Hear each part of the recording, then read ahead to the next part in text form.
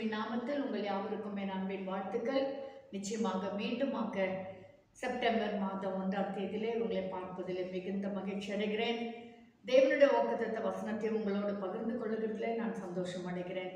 எனக்கு பிரியமான கர்த்தருடைய பிள்ளைகளே, இத்தனை மாதமாக கர்த்தர் நம்மை அற்புதமாய் அதிசயமாய் 8 மாதங்களுக்கு கர்த்தர் நம்மை கைவிடாமல் நடத்தி வந்தார்.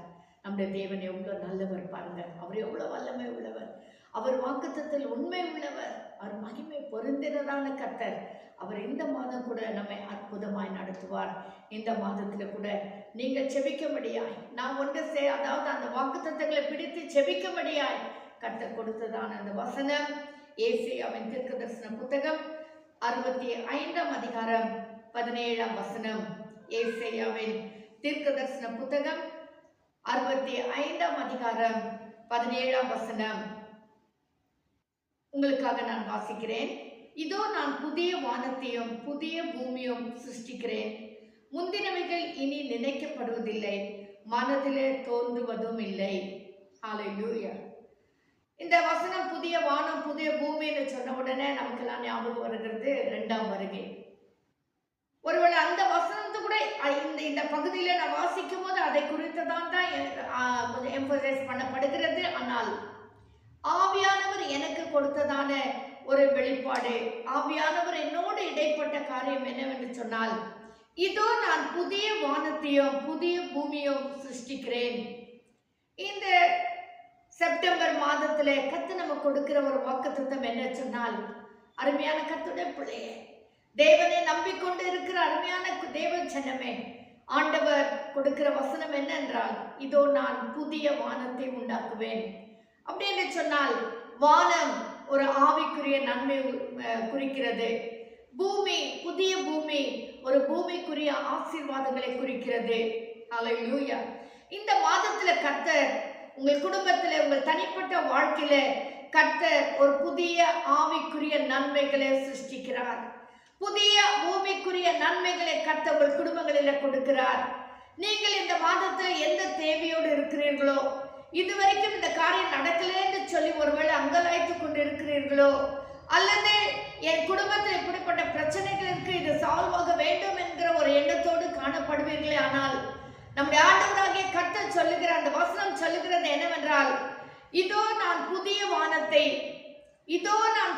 வானத்தையும் புதிய பூமியும் சிருஷ்டிக்கிறேன். இதோ நான் ஒரு புதிய ஆவிக்குரிய நன்மையும் ஒரு புதிய பூமிக்குரிய நன்மைகளையும் நான் உங்களுக்காக, உங்கள் குடும்பத்திற்காக, உன் பிள்ளைகளுக்காக நான் சிருஷ்டிக்கிறேன் என்று சொல்லி கர்த்தர் வாக்கு கொடுக்கிறார். ஹல்லேலூயா, ஹல்லேலூயா, ஸ்தோத்திரம். உங்கள் குடும்பத்தில் என்ன பிரச்சனை, உங்கள் குடும்பத்தில் என்ன போராட்டம், உங்கள் குடும்பத்தில் என்ன தேவைகள் சந்திக்கப்படாமல் இருக்கிறதோ, என் ஆண்டவராகிய கர்த்தர் அவர்களை சந்திக்க அவர் வல்லமை உள்ளவராக காணப்படுகிறார். ஹல்லேலூயா.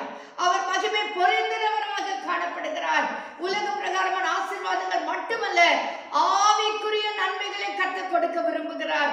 ஒரு புதிய வானம், ஒரு புதிய ஆசீர்வாதம், ஒரு புதிய நன்மை, ஒரு புதிய கிருபை, ஒரு புதிய தயவு, ஒரு புதிய கிருபைகள், ஓ ஸ்தோத்திரம், புதிதான வெளிப்பாடுகள், புதிதான கிருபைகளை கர்த்தர் இந்த காலவெளியில உங்களோடு கொடுப்பேன் என்று சொல்லி கர்த்தர் சொல்லுகிறார். ஹல்லேலூயா, ஹல்லேலூயா, ஸ்தோத்திரம், ஸ்தோத்திரம்.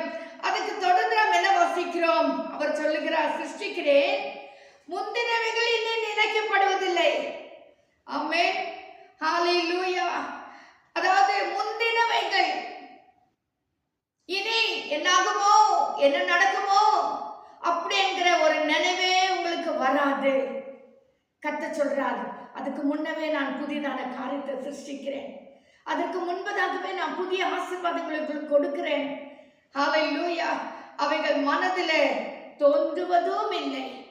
இனி எப்படி நடக்குமோ, இனி என் குடும்பத்தை எப்படி நான் நடத்துவேன், என் பிள்ளைகளை நான் எப்படி கரை சேர்ப்பேன், என் பிள்ளைகளுடைய படிப்பு என்ன ஆகும், அல்லது என் கணவனுடைய உடம்புநிலை எவ்வளவு மோசமா இருக்கே, அவர் எப்படி ஆகுவாரோ, என்ன நடக்குமோ என்கிற காரியம் உங்க மனதுல கூட வராது. கர்த்தருடைய பிள்ளைய, தேவனை விசுவாசிக்கிற எனக்கு பிரியமான கர்த்தருடைய பிள்ளைகளே, அவரையே பற்றி கொண்டு இருக்கிற கர்த்தருடைய பிள்ளைகளே, அவர் மேல் சார்ந்திருக்கிற என் ஜனமே, கர்த்தருடைய பிள்ளைகளே, ஆண்டவர் சொல்லுகிறார், முந்தினவைகளை நீ நினைக்க மாட்டாய், முந்தினவைகளை நீ நினைக்க மாட்டாய், அவைகள் உன் மனதில் கூட தோன்றாது. ஏன்னா அதுக்கு முன்னதாகவே நான் புதிய ஆசீர்வாதங்களை, ஆவிக்குரிய நன்மைகளையும் பூமிக்குரிய ஆசீர்வாதங்களால் உங்களை நான் நிரப்புவேன், இந்த மாதத்திலே நான் நிரப்புவேன் என்று சொல்லி கர்த்தர் சொல்ல உங்களுக்காக சிருஷ்டிக்கிறாராம். என்ன வாசிக்கிறோம்? இதோ நான் புதிய வானத்தையும் புதிய பூமியும் சிருஷ்டிக்கிறேன். யாருக்காக? அருமையான கர்த்தருடைய பிள்ளையே, உனக்காக. அருமையான தாயே, உனக்காக. கண்ணீரோடு பாரத்தோடு இருக்கிற என் அருமை சகோதரனே சகோதரியே, உனக்காக கர்த்தர் சிருஷ்டிக்க போகிறார், வேற யாருக்காகவும் இல்லை. ஓ ஸ்தோத்திரம்! ஒரு புதிதான ஒரு காரியத்தை கர்த்தர் உருவாக்குகிறார், சிருஷ்டிக்கிறார் உனக்காக, உனக்காக, உன் குடும்பத்திற்காக, உன் கணவருக்காக, உன் பிள்ளைகளுக்காக. ஓ ஸ்தோத்திரம்! நீ நம்பிக்கொண்டிருக்கிற, ஓ ஸ்தோத்திரம், இந்த ஆசீர்வாதங்கள் எனக்கு வருமானு சொல்லி காத்திருக்கிற உனக்காக கர்த்தர் செய்ய விரும்புகிறார். அது ஒரு புதிய காரியமா இருக்கும், புதிய ஆசீர்வாதம், புதிய ஆவிக்குரிய நன்மை, புதிய பூமிக்குரிய காரியங்கள். ஸ்தோத்திரம்! வேலை மேல பிரச்சனையா, போராட்டமா இருக்கா? கர்த்தர் ஒரு புதிய காரியத்தை சிருஷ்டிக்கிறார், ஒரு புதிய கிருபை. ஹல்லேலூயா! ஓ ஸ்தோத்திரம்! யார் உனக்கு விரோதமாக எழும்புகிறார்களோ அவர்களே கர்த்தர் உன் பட்சமாக மாற்றி விடுவார். ஸ்தோத்திரம்! அவர்களே உன்னை நேசிக்கிறவர்களா கர்த்தர் மாற்றி விடுவார். நீ நம்ப முடியல, புதிய காரியம், புதிய ஆசீர்வாதம் கர்த்தர் அதை உனக்கு கொடுக்க ஆயத்தமா இருக்கிறார். நீ அவர் மேல் மட்டும் சார்ந்து கொண்டிரு, அவரையே பற்றி கொண்டு இரு. கர்த்தருடைய பிள்ளையே, அவர் உனக்காக சிருஷ்டிக்கிற தேவனா இருக்கிறார். இன்னும் ஏசாயா 43 அதிகாரம் 18, 19, 20 வாசிக்கிறோம். முந்தினவைகளை நீ நினைக்க வேண்டாம். இங்க கூட அதான் சொல்றான், முந்தினவைகளை நினைக்க வேண்டாம், இனி எப்படி ஆகுமோ எப்படி ஆகுமோ நினைக்க வேண்டாம், பூர்வமானவைகளை சிந்திக்கவும் வேண்டாம், பூர்வமான காரியங்களை நீ சிந்திக்கவும் வேண்டாம். இதோ நான் புதிய காரியத்தை செய்கிறேன், இதோ நான் புதிய வானத்தை உருவாக்குகிறேன், இதோ நான் புதிய பூமியை உனக்காக சிருஷ்டிக்கிறேன். இப்பொழுதே அது தோன்றும். இந்த மாதத்தின் முதல் நாளிலே தோன்றும். இந்த மாதத்தில் ஆரம்பத்தில் தாமே உன் வாழ்க்கையில தோன்றும், உன் குடும்பத்தில தோன்றும், உன் தனிப்பட்ட வாழ்க்கையிலே தோன்றும். நீங்கள் அதை அறியீர்களா? உங்களுக்கு நீங்க இன்னும் தெரியாம இருக்கிறீங்களே, ஏன் இன்னும் நீங்க அறியாம இருக்கிறீங்களே? நான் அதை செய்கிறவரா இருக்கிறேன், நான் அந்த புதிய காரியத்தை செய்கிறவரா இருக்கிறேன். நான் யார் தெரியுமா?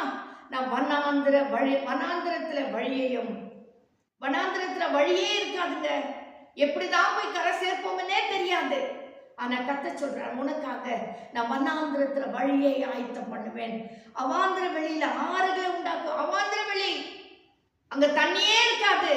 ஆனா கர்த்தர் சொல்றார், உனக்காக, உனக்காக, என்மேல் சார்ந்திருக்கிற உனக்காக, என்னையே பற்றி கொண்டிருக்கிற உனக்காக நான் ஆறுகளை உண்டாக்குவேன், வனாந்திரத்துல வழியும் அவாந்திர வெளியில ஆறுகளை உண்டாக்குவேன். கர்த்தர் உண்டாக்குகிற தேவன், இல்லாதவைகளை இருக்கிறவைகளாக பாவித்து அழைக்கிற தேவன் என்று சொல்லி வசனத்துல வாசிக்கிறோம். இல்லாமல் இருந்தாலும் பரவாயில்ல, ஒன்றுமே இல்லை முடியாதுன்னு சொன்னாலும் என் ஆண்டவரால் எல்லாம் ஆகும், அவரால் எல்லாம் முடியும், அவர் சொல்ல ஆகும், அவர் கட்டளையிட நிற்கும். அதேதான் உன் வாழ்க்கையில கூட கர்த்தர் செய்ய போகிறார். ஹல்லேலூயா! நான் தெரிந்து கொண்டேன் ஜனத்தின் தாகத்துக்கு வனாந்திரத்திலே தண்ணீர்களையும் அவாந்திர வழியில ஆறுகளையும் உண்டாக்குவதினால், உன்னை ஆசீர்வதிப்பதினால், உன்னை பலப்படுத்துவதினால், உனக்கு புதிய வானத்தையும் புதிய பூமியும், அதாவது புதிய ஆவிக்குரிய நன்மைகளையும் புதிய பூமிக்குரிய ஆசீர்வாதங்களை உண்டாக்குவதினாலே காட்டு மிருகங்களும் வலு சர்ப்பங்களும் கோட்டான் குஞ்சுகளும் உன்னை கனம் பண்ணும். வலு சர்ப்பம் எப்போ இவங்களை நாசப்படுத்தலாம், எப்போ இவங்களை, அதாவது விஷமா இருந்து உங்களை நாசப்படுத்தலாம் நினைக்கிறவர்கள், கோட்டான் குஞ்சுகள், கோட்டான் அது எப்போதான் கிரியை செய்யனே தெரியாது, பதுங்கிருந்து கிரியை செய்கிறவர்கள். அது மட்டுமல்ல, ஸ்தோத்திரம், காட்டு மிருகங்களும், காட்டுல இருக்கிறது, அதாவது காட்டு மிராண்டிகளை போல கிரியை செய்கிறதான ஜனங்களை கூட உன்னை கனம் பண்ணும்படி கர்த்தர் செய்வார், உன் பட்சமா வரும்படி கர்த்தர் செய்வார். உனக்கு விரோதமாய் பேசினவர்கள் உன் பட்சமாய் பேசும்படி கர்த்தர் கிரியை செய்வார். அதுதான் புதிய வானம், அதுதான் புதிய பூமி. எனக்கு பிரியமான கர்த்தருடைய பிள்ளைகளே, இந்த நாளில கூட இந்த புதிய வானத்தையும் இந்த புதிய பூமியும் கர்த்தர் நமக்கு கொடுக்க, அதை எப்படி சொல்றாருன்னா சிருஷ்டிக்கிறவராய் இருக்கிறார். ஹல்லேலூயா. புதிய வானத்தையும் புதிய பூமியும் சிருஷ்டிக்கிறேன் என்கிறார், உண்டு பண்ணுகிறார் உனக்காக. என் அருமை கர்த்தருடைய பிள்ளையே, உனக்காக. அருமையான தாயே, தகப்பனே, சகோதரனே, சகோதரியே, என் உனக்காக கர்த்தர் சிருஷ்டிக்கிறவராய் இருக்கிறார், உண்டு பண்ணுகிறவராய் இருக்கிறார். அதுக்கு நான் பாத்திரங்கள் இல்லை, ஆனாலும் கர்த்தர் சொல்கிறார் உனக்காக நான் செய்கிறேன். ஏன்னா என்னை விசுவாசிக்கிறபடினால், என்னை விசுவாசிக்கிற ஒரு நாளும் பதற மாட்டான், என்னை விசுவாசிக்கிறவன் ஒரு நாள் வெட்கப்பட்டு போமாட்டான் என்று சொல்லி வசனத்துல வாசிக்கிறோம். நீ கர்த்தரையே பற்றி இருக்கிறபடினால், நீ அவரையே நம்பி இருக்கிறபடினால் நிச்சயமாக உனக்காக வானத்தையும் பூமியை உண்டாக்கி முந்தினவைகளை நீ நினைக்கப்படுவதில்லை, உன் முந்தினவைகளை நீ நினைக்காதபடிக்கு, அது மனதில் தோன்றாதபடிக்கு கர்த்தர் ஒரு அதிசயத்தை இந்த மாதத்துல உன்னோட குடும்பத்துல உன் தனிப்பட்ட வாழ்க்கையில செய்ய விரும்புகிறார். அருமையான கர்த்தருடைய பிள்ளைகளை, இந்த வசனங்களை கேட்கிற நீங்கள் நிச்சயமாகவே பலன் அடைவீர்கள். இந்த வசனம் உங்களை தேற்றுகிறது, இந்த வசனம் உங்களை பலப்படுத்துகிறது, தைரியப்படுத்துகிறது.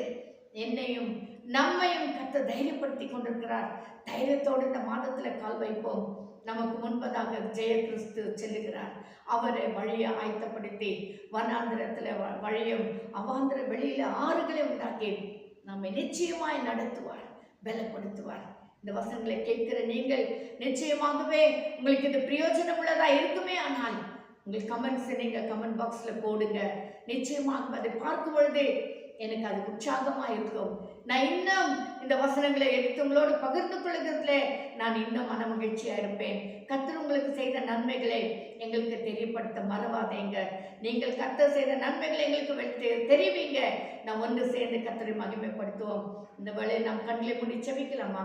நம்முடைய ஆண்டவராகிய கர்த்தர் நம்மோடு இருந்து இந்த 9ஆம் மாதத்துல அற்புதமாய் நம்ம நடத்துகிறவராய் இருக்கிறார். கர்த்தர் சொல்லுகிறார், நான் செய்வேன், நான், வேற யாரும் கிடையாது, நான்.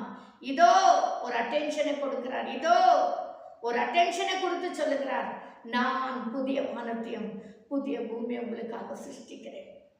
இந்த மாதத்துல கர்த்தர் அப்படிதான் சிருஷ்டித்து நம்மை ஆசீர்வதிக்க விரும்புகிறார். அருமையான கர்த்தருடைய பிள்ளை, அந்த வசனத்தை கேட்கிற நீங்கள் விசுவாசத்தோடு தைரியத்தோடு செல்லுங்க. எங்களை நேசிக்கிற பரலோக பிதாவே, இந்த அருமையான நல்ல முதல் தேதிக்கா நன்றி ராஜா. இந்த மாதத்துல கூட நீங்கள் கொடுத்த அந்த வாக்குத்தத்த வசனங்களுக்கா நன்றி கர்த்தாவே. கை கூப்பியுமே நாங்கள் ஸ்தோத்திரிக்கிறோம் ஆண்டவரே. எங்களுக்காக ராஜா, நாங்கள் பாத்திரவான்கள் இல்ல, தகுதி உள்ளவர்கள் இல்ல சுவாமி, ஆனா எனக்காக எங்களுக்காக நீர் ஒரு புதிய வானத்தையும் புதிய பூமியும் சிருஷ்டிக்கிறேன்னு சொன்னீரே, அதற்காக நன்றி ராஜா, நன்றி அப்பா. தொடர்ந்து கிருபையின் பிரசன்னம் இந்த மாதம் முழுவதும் ஒவ்வொரு நாளும் இந்த பிள்ளைகளை ஆட்கொள்ளட்டும் ஆண்டவரே. புதிய காரியங்களை, புதிய நன்மைகளை, புதிய ஆசீர்வாதங்களை ஒவ்வொரு நாளும் பிள்ளைகளுடைய குடும்பத்துல காணும்படி, தனிப்பட்ட வாழ்க்கையில காணும்படி ஆவியானவர் தாமே உதவி செய்வீராக. இந்த வசனத்தை நீர் உறுதிப்படுத்தும் ஆண்டவரே. ஹல்லேலூயா. மார்க் எழுதின சுவிசேஷம் கடைசி அதிகாரத்துல சொல்லுகிறபடி நீர் ஆவியானவர் கூட இந்த வசனங்களை உறுதிப்படுத்தும் ஆண்டவரே. பலப்படுத்துவீராக. பலவீனமா இருக்கிற ஒவ்வொருவரும் பலன் அடைவார்களாக, சுகத்தை பெற்றுக்கொள்வார்களாக, ஆரோக்கியத்தை பெற்றுக்கொள்வார்களாக ராஜா. மகிமையின் கரம் கூட இருக்கட்டப்பா. இந்த கரத்துல எங்களை தாழ்த்து விட்டு கொடுக்கிறோம். துதி கன மகிமை உமக்கே செலுத்துகிறோம். இயேசுவின் நாமத்தில் ஜெபிக்கிறோம் எங்கள் ஜீவனுள்ள பிதாவே. ஆமென், ஆமென். கர்த்தர் தாமே இந்த மாதத்திலே ஒவ்வொரு நாளையும் ஆசீர்வாதத்தை கொடுப்பாராங்க. ஆமென். ஸ்தோத்திரம்.